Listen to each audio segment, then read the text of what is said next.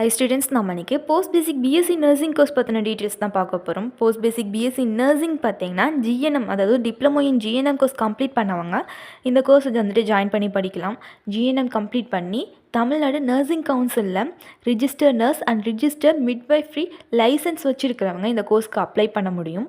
2 years டியூரேஷனில் இருக்க இந்த கோர்ஸை ஜிஎன்எம் கோர்ஸ் கம்ப்ளீட் பண்ண ரிஜிஸ்டர்ட் நர்ஸாக இருக்கவங்களுக்காக டிசைன் பண்ண ஒரு கோர்ஸாக இருக்குது.